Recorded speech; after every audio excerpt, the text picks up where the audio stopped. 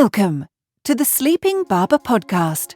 Welcome back to another episode of the Mindless Marketers with your hosts, Mark Binkley, Conor Byrne, and Vasily Zeros, me, where we'd like to, about once a month we like to get together and we talk about a lot of we try to theme it. So this episode is going to be themed around canes, or I don't know how to say it. Everyone's going to be laughing, but I don't care. And just around, the idea of creative. So we've sourced 3 creatives from the Marketoonist to really highlight the impact of creativity. And we also have a fun little segment towards the end that I hope everyone's going to enjoy because we spent a lot of time thinking about it. Everyone's laughing. Meeting after meeting. That's right. So many meetings. Good morning to you, Mark. Good afternoon to you, Connor. Welcome to another episode of the Mindless Marketers. Good to see you again. Yeah, good seeing you guys too. Well, let me kick off. Kick us off, buddy. There's a cool. So what I did is I went through some of the agenda topics that are going to be presented at Con, and one of them is called "Convince Your C-Suite: The Real Impact of Creativity." So the Marketoonist has got this great image of a guy. It looks like pitching an idea to a board, and it is set up as though it's a Newton's cradle, where the guy's idea is a light bulb, and there's a Newton's cradle swing coming, where the rest of the balls are going to smash the light bulb. To me, it was a really interesting way of, like, you hear this so many times that briefs and creative ideas get whittled down, and the approval process is brutal. And what your original creative idea was at the beginning ends up looking almost nothing like what it ends up becoming at the end. And so maybe it's for the better, maybe it's not. I don't know. What do you guys think about this one? And yeah, for me, when I was looking at this one as well, it's like almost the positioning of what you're there to do. And I think marketers and senior marketers even get it wrong when they go to the C-suite to talk about marketing, because they lead with creativity. Mm-hmm. That's probably the wrong thing to lead with, as opposed to business problem, how marketing is going to solve for it, what the creative might be that will help solve that business problem, how we're going to measure it, how that campaign is going to come alive across every single touch point we have. And so I think that's where a lot of times the idea dies, because when you go in and you do the showbiz and you show something, everyone has a view on visuals and, I don't like that color green. And then you're derailed, like, from the get-go. So for me, it's almost the what you're going in with is the thing to get right first versus the pictures.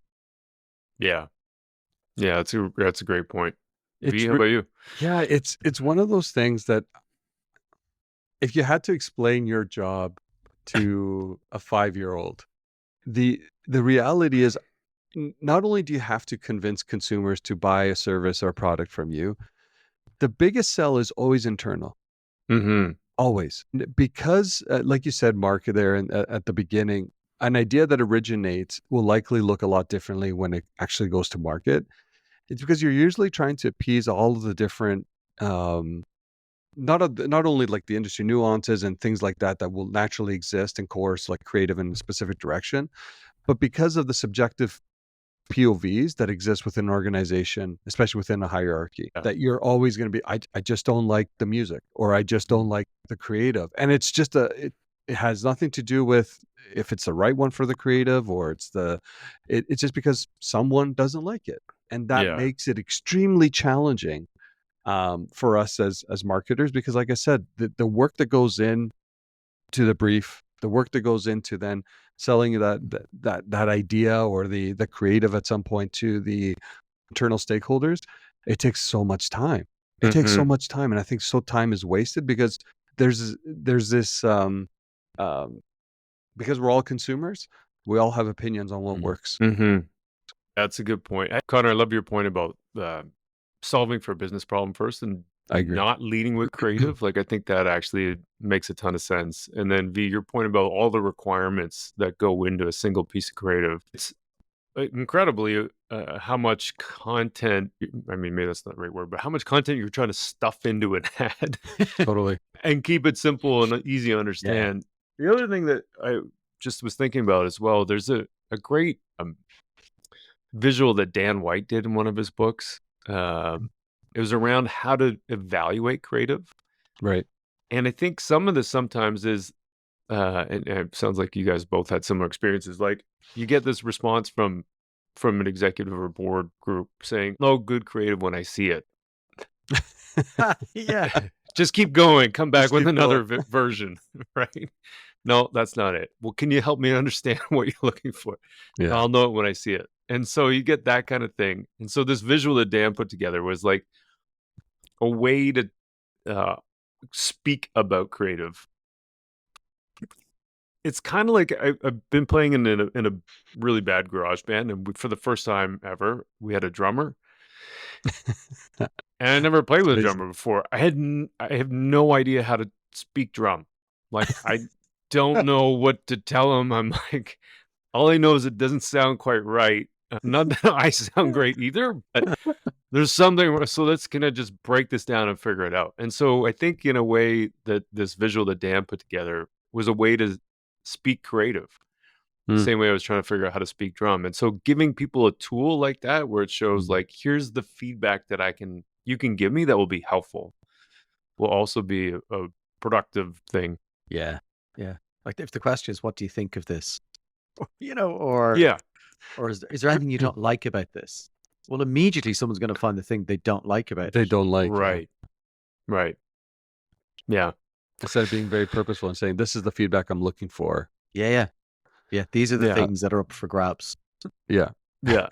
We're not changing the talent. The music is the music. Yeah. We're going to a beach to film it. Yeah. We open on a beach. That's how it starts. All right. Let's go on to the next one. What do we have next? Speaking of beaches.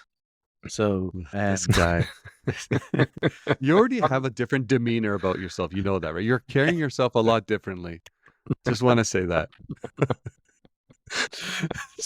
Well, I won't. Yeah, arrogance, swagger. I don't know what. You can call it. I almost see like a sweater over your shoulders, the tie in the front, and an Aperol spritz in your hand. Yeah, well, it's afternoon here. So this cartoon is about Cannes and the marketing echo chamber, and we have a load of people walking along, I guess, a pier in the south of France. This guy is saying to a lady beside him, it's so important to leave our offices once in a while and get, out into this real world. Now, which party are we going to again? Which yacht party are we going to again? And I think for me, it was obviously important to put this one up there, as a great opportunity for letting people know that I'm open to attending many and numerous yacht parties at Cannes. I will have my podcast microphone and camera with me, and we can record content, and that's the call is out there. The call is out there. That and sponsorship of my Cannes content. But I found this interesting. If you have multiple offers, do you judge them based on the size of the yacht that they? 100%. Yeah. Okay. Yeah. Okay. The size of the yacht, and do I get to interview Snoop Dogg? Like that's because of course, yeah. Well, when you're there meeting your yacht friends, feel free to grab a couple tickets for us so we can come help you with content. Yeah, like I'm gonna be the guy that doesn't take his shoes off. Like what shoes? Well, I find this one interesting because, look, I haven't been to Cannes before, so I don't know what to expect. I've spoken to a lot of people who have been, and I get mixed reviews, I guess, of people going, it's mad, it's insane. Then it's exhausting. There's so much to take in. But there's one constant that does come through from everybody I speak to is it is incredibly inspiring. Yeah. And so I do think, look, is it a bubble? Maybe, I don't know. We'll find out. But I do think it's really important to recognize creativity and actually stop, pause, and kind of go, this is great creative work. Like I've met with the young lions who are going to go out to France representing Ireland at that young lions competition. Mm-hmm. And they'll all go, they've taken part in a competition here and they're going to go to France. They get to experience the competition or the festival, but then they get to participate in a competition there and respond to a brief for a nonprofit. They have 24 hours to respond. I think that's amazing. Yeah. So look there. I was a young lion. A young lion. Oh, no way. It's Is that when you're in Greece? Yeah. Yeah, in Huh. 2008. Wow. It is an incredible experience because it does give you a different appreciation of the collective power that creative actually has. It is a whirlwind, 100%. But again, at that time, I was taking part in it versus taking in all of the I guess the Festivities. the festivities. I wasn't call it an exhibition, but I don't know. Yeah. That's cool. It's a yeah. For all the slagging that happens with con, there is something to that about. I mean, celebrating anything is great, and then the networking that comes up with that. I'm super jealous of Oh yeah, your visit there. It's gonna be really cool. Yeah, look, it's great, and I've already got lined up, meeting some incredible people, do some interviews there, and hope to set up time with others, because it's like there's going to be so many amazing people, and then get to see as much as I can in between that. So it's going to be an enjoyable experience, I hope, but it's going to be work as well, I guess, in the Yeah. sense of you call podcasting work, but it's I think just trying to take out as much of it, and that's the impression I get from people who've been there. It's like you can get so much out of it, and then Mm-hmm. that inspiration you can bring back to wherever it is you work. If you're in an agency or a brand, yeah. I just think raises all boats or yachts. Mm. I love that. I love that. B, I think this one is for you. Yeah. So this one, I think this is if you had to summarize what we do, this is literally what we do. So if you could imagine, to those listening to the podcast and not watching it, basically there is a marketing practitioner and a creative both in a room.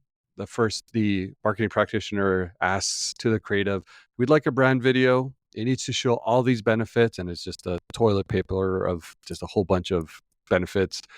Have lots of product shots and use consumer testimonials we wrote and stay within our brand guidelines and get buy-in from 5 different departments and plug in a local retailer promotion. Creative responds, is that all? She then rebuttals, it also needs to go viral.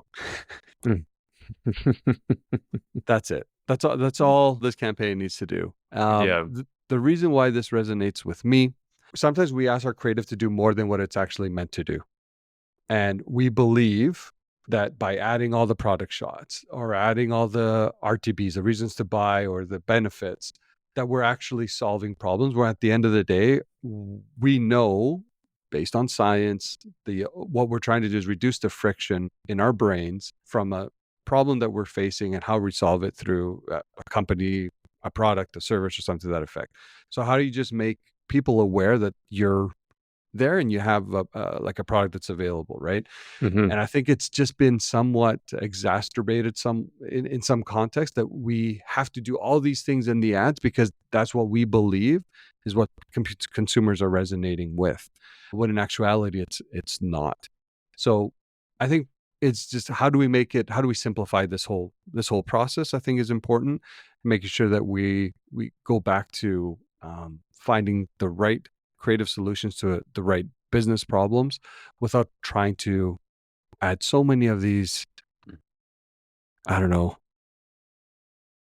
how else to say it. It's just requirements that we fabricate, we create ourselves. Yeah. Mm-hmm. It's for me. I think Ellie Norman from Manchester United said it to me when she met me. She's like, it's inside out. So it's all the things that you think are important, like this one, product shots, benefits, testimonials, even your brand guidelines, all that stuff. It's so inside out, and then you're trying to put all that on, whatever it is, like PowerPoint in the back of The Economist. Yeah. Just Totally. a mess. Yeah. B2B does it worse than anyone else. Yeah. It reminds me, there's a quote from who's How to Win Friends and Influence People guy again? What's this guy's name again? Didn't influence you. Yeah, I'm trying to remember. It's a book though. I'm drawing a blank on his name. Anyway, there's How to Win Friends and Influence People is the name of the book. Yeah. But somewhere in that book, there's this quote about him saying, "Well, I know there's this weird thing about fishing. I really like strawberries and cream, but for some strange reason, fish don't seem like it, so I end up using worms for my bait. That's incredible. I'm kind of butchering the quote, but That's incredible. but it's a cool quote in that, like, we have these giant lists of things that we want to do because we want it. And it's kind of like what you're saying with Inside Out, Connor. In the end, like, the customers, do they really care about all of those things? You know, and No. do we need to force feed them all of those things in a single piece of creative? And then, oh yeah, by the way, it also needs to go viral. Like, weirdly enough, I think you and I were working together when we did this, but I ended up spending a lot of time trying to manufacture viral videos, and it's impossible. Virality. Yeah, like we were measuring a K factor, like a viral coefficient on these ads, and see, like, fuck. I mean, it was like, and we tried it like 5 or 6 times to manufacture a video. We never got a viral video. We got close, but we didn't actually manufacture a viral video. What really mattered, if we pulled away all the other stuff, is that what they meant was that we just wanted reach. Yeah. You know what I mean? So it was like, okay, fine, let's just pay for it. We'll make a great piece of creative and we'll pay to get it out there. Like, there's so much energy that went into hoping something would go viral, which at the end of the campaign was really just about reach. Like, I think it's sometimes not necessarily important that you want something to go viral, or important that you need to stuff in 5 different buy-in messages from different departments. And Yeah. you know what I mean? Like, there's so many things that are there that if we just think about what the customer really needs and what they need to know, and what you want them to remember, it's probably much less than all the things we need to put into our list of requirements. That's great. And even like asking it needs to go viral, asking the question, what do you mean by that? Because that's going to lead you to the reach answer. Totally. Lots of people to see it. Okay, well, we could pay for that. Yeah. That's exactly it, actually. And it's so interesting because when you think of all the, well, not ads necessarily, but things that go viral, they're probably the most underproduced videos or creative that happens. It's just very timely. It's very in the moment. It's very it resonates with a large population, and that's all it requires. Virality comes down to timing more than anything. But again, if as an organization you're really trying to drive that, just go pay for reach. That's okay. That's just like any other campaign. Yeah. All right, we've got a different segment here to chat We do about. have one. We do. What are we going to call it? Both. We could just call it this or that, but that's boring. We're marketers. We're not creatives. But we're not creative. That's fair. Okay, that's fair. At least not copywriters, I don't think. No, I'm definitely not a copywriter. So what we're going to do now, we have 3 questions in a this or that style format where we're going to rebuttal. Hopefully we get some contrarian views here. And I'm looking at the two of you. I don't want it's both. Oh, it can do this and it can do that. No. I need you guys to pick a side. Okay. That's what I'm asking. Fair I'm enough. asking you to pick a side. So the first one, this has become kind of somewhat top of mind. And I think, Conor, you talked about this a bit earlier as we were kind of prepping for this segment. The whole notion of to test or not to test. Yes. And I think it's kind of created a lot of controversy. One of you mentioned a quote. Mark, was that you? No, I think it was Connor. Was it Conor? Yeah. So Yeah. from around the debate, and Byron Sharp on LinkedIn said, I used to be a fan of pre-testing until I looked at the evidence. If it were a pharmaceutical, it would have been withdrawn from the market. Oh boy. Yeah. He doesn't agree. All right. Well, how about we do start with you? And what is your take on that? Yeah, like you want me to take a side and Pick a side. Pick a side. He's gonna pick the both side. The both side. The both side.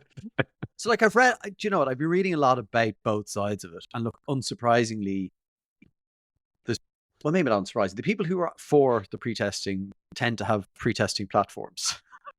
So they're definitely for it. But then like you've got Ritson and Peter Field who've really come in writing Marketing Week saying pre-testing, you're an idiot if you don't do pre-testing. like an absolute idiot. Yeah. Now, the argument against that is that's fine if you're a big brand and you have big budgets and you can afford to pre-test. But if you don't, what do you do?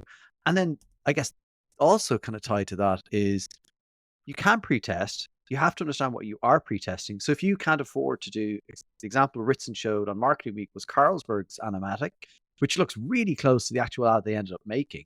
If you can't afford to do that, so you're money to do the pre-testing, create an amazing animatic, what are you pre-testing?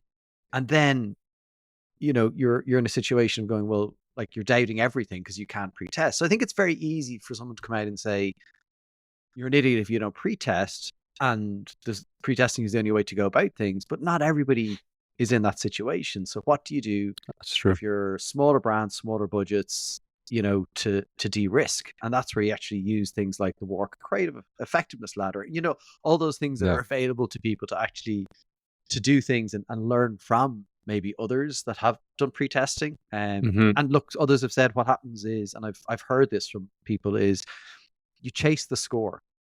So if it's a 5-star or a 10-point, whatever the rating is, Whatever it is, you're just chasing to beat the previous pre-testing score. So are you getting great creative by doing that, or are you just pre-testing well? And then when things go wild, sometimes they don't work because consumers don't always do what we want them to do. So it's...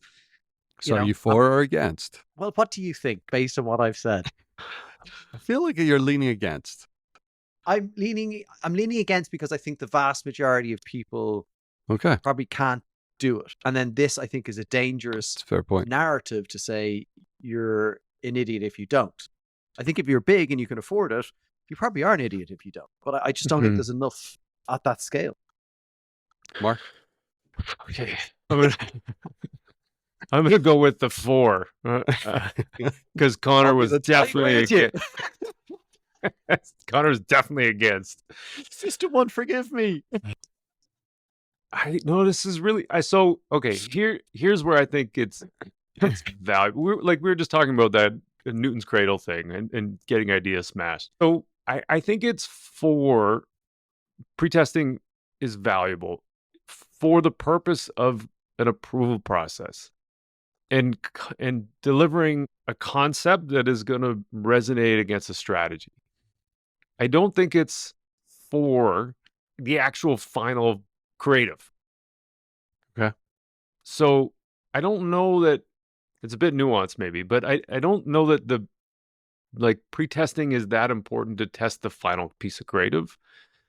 Like, I think how you get the creative is how you get the creative, and there could be giant leaps of logic to go from your concept to the actual creative final result or the final product. I wouldn't pre-test that. I would pre-test, though, the ability that the message is on point, that it's delivering against the objective that you have, that concept. That there's clarity and connection between the strategy, the business outcomes you're looking for, and the creative concept. But to me, that's where there's value in it. I agree with you, Connor, that I think there's a lot of these pre-testing platforms that exist for a lot of the big companies. You can do that, and you should probably do that and that kind of thing. But where I think there could be danger on the back end for smaller businesses is if you run multiple pieces of creative and let the systems optimization be your judge. They could be judging against just their objective, which is extracting more revenue, which is not necessarily the same thing as delivering the message and leaving the imprint and the business objective that you have in mind.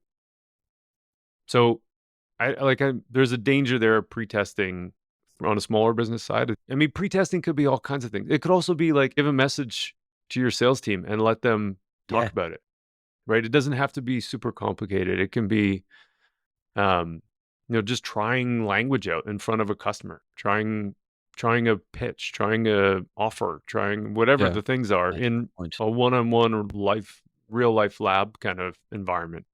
I'm forward again. Back. You're not. You said against. Quit it, Connor. Jesus, guy. So I will break the tie, and I will say just quickly, I'm also for the notion of pre-testing. I think where it becomes dangerous is like you relying on that more than you should. I think it's a great litmus test. It's a great directional where you're trying to get buy-in internally. Like you said, Mark, sometimes internal stakeholders where you're presenting to, and saying, here's how this concept also pre-tested. It just gets people aligned, likely a lot quicker than anything. I feel like where the narrative's gone wrong, it's it being a predictor of success. And that's not the case. And I think that's where, again, Conor, from your POV, I completely agree in saying that that's where it can fall short. So again, if we just understand what it's meant to do and it's not a predictor of success, I think that's why I'm still for it and why we win and you lose. No, I'm just kidding. I've turned Ritson, John Evans, who else did I? Peter Field against me. Like, it's just, Yeah. that's exactly what you want, isn't it? Yeah. You want an army of haters out there. Yeah. So Orlando World probably could go in like anyone else. Yeah. Fergus O'Carroll is on my side, so the Irish, the Fighting Irish. Let us know how cons go then now, right? Yeah. Like no one's gonna want to talk to you because you there's the interesting guy. The number of your yacht invites just declined. And rescind that invitation.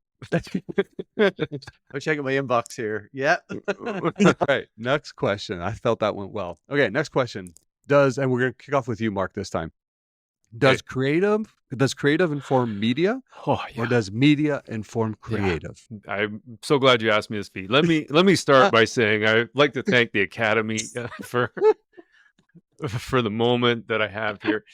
So I would say, okay, I am picking a side, and I'm going to pick a side that I was adamant that this was the right answer a bunch of years ago. I would say media has to inform creative. And my argument at the time, I've since changed my tune, but the argument at the time, both. The argument, both. My argument though was that how can you create something if you don't know the box you're putting it in? Because there's so many new boxes that exist out there. How are you gonna develop a piece of creative if you don't know the canvas that you're on? Like you can't create you can't create like this may be an extreme example, the Eiffel Tower in all of its glory if you're given a 5x9 piece of paper to do it on. You know what I mean? Like it to me, it just didn't make sense that creative would inform the media. I thought at the time that media had to inform the creative. Conor, you just created an origami little Eiffel Tower because that's the creativity, with your piece of paper. So I think constraint of the paper actually fuels creativity. Anyways, correct. Go, Conor. Yeah, and I was only having this discussion today where I was shown or asked for an opinion on a media plan, and my response was like, "What's the creative?" Because there was two choices to make, one very tactical piece of the media plan, and I was like, well, until I've seen at least directionally where the creative is going, what's the idea? Are you showing a product shot? Are you showing just a headline? So I had no context around the creative.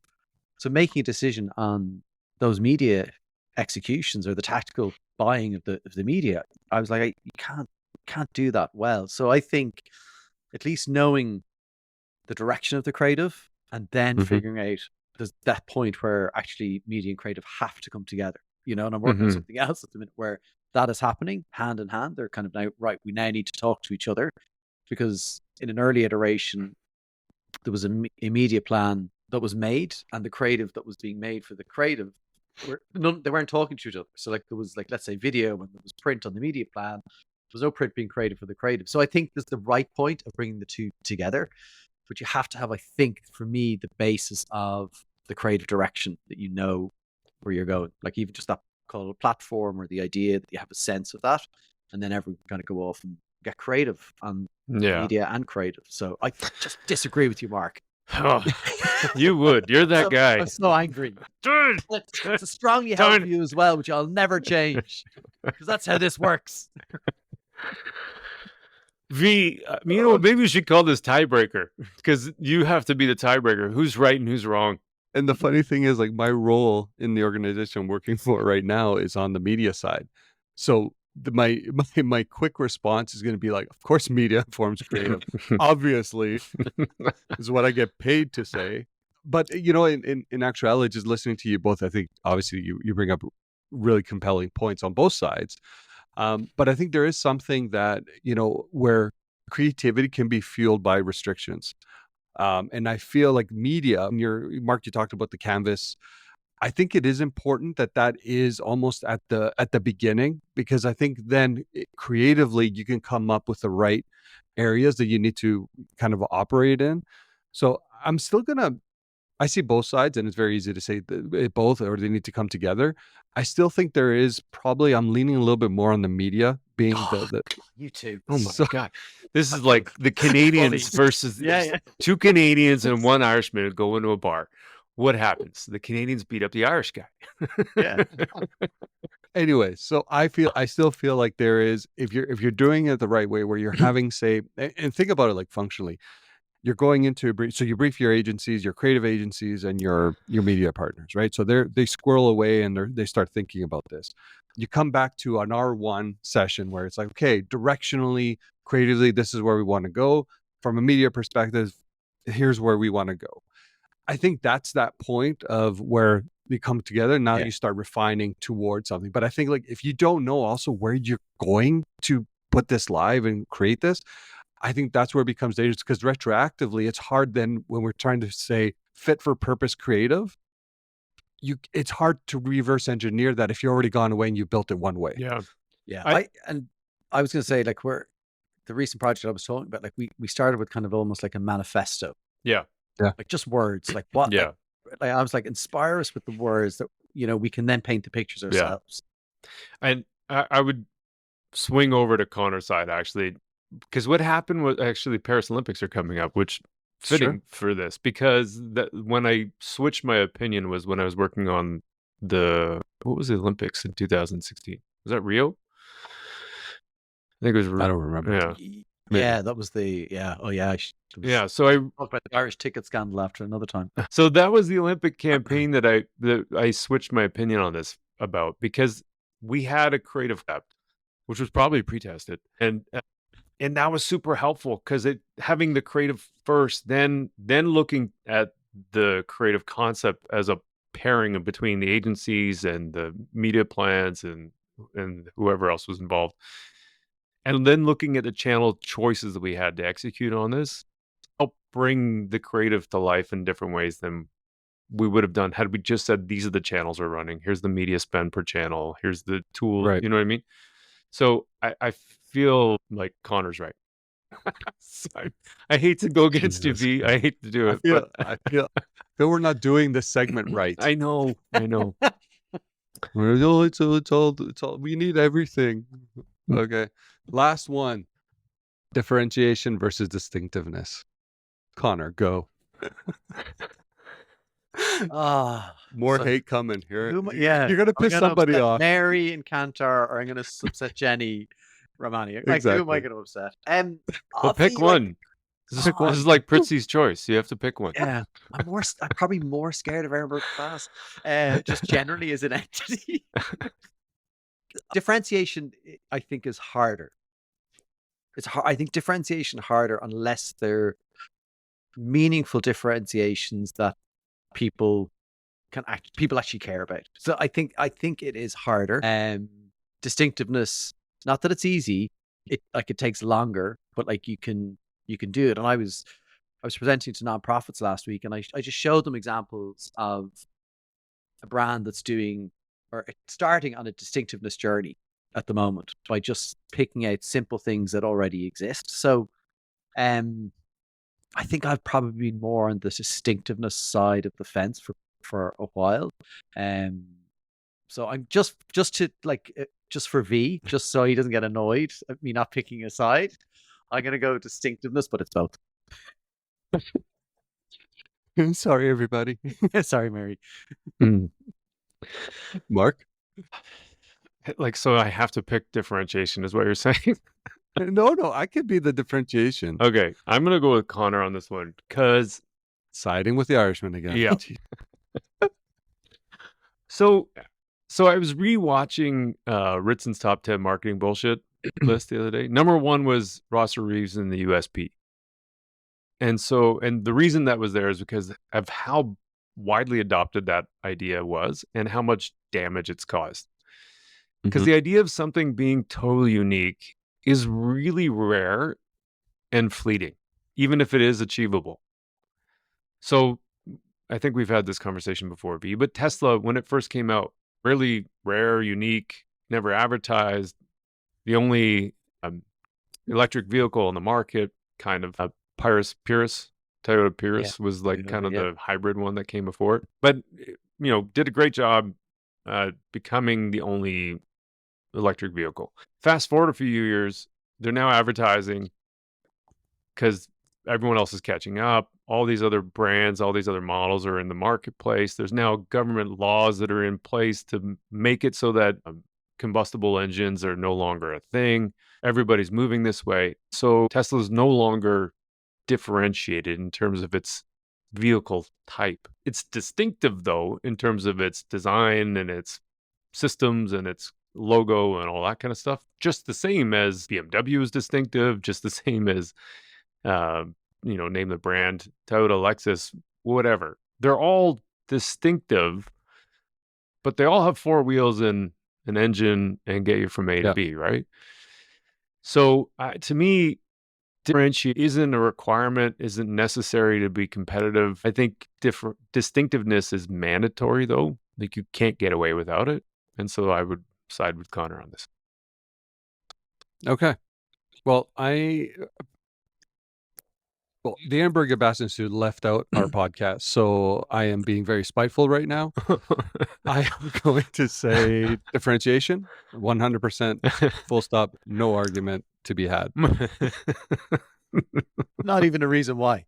No. Not even get into that. Just drawing a line in sand. Yeah. In all fairness, I wrote a piece on the combining of two frameworks, and it was like promise to the customer and the differentiation. I just feel like the framework in of itself is very good and kind of giving you this notion of like, you're building from your difference forward.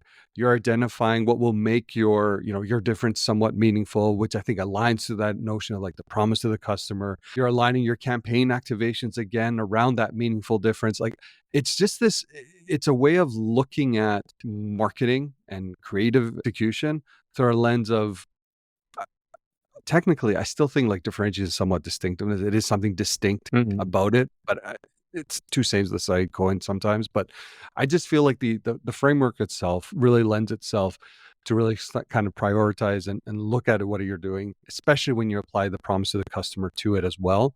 And that's probably the reason why I would pick differentiation. Yeah, I think to me it's the idea of, I agree with you and both of you guys, but different implies unique, and it's not necessarily unique.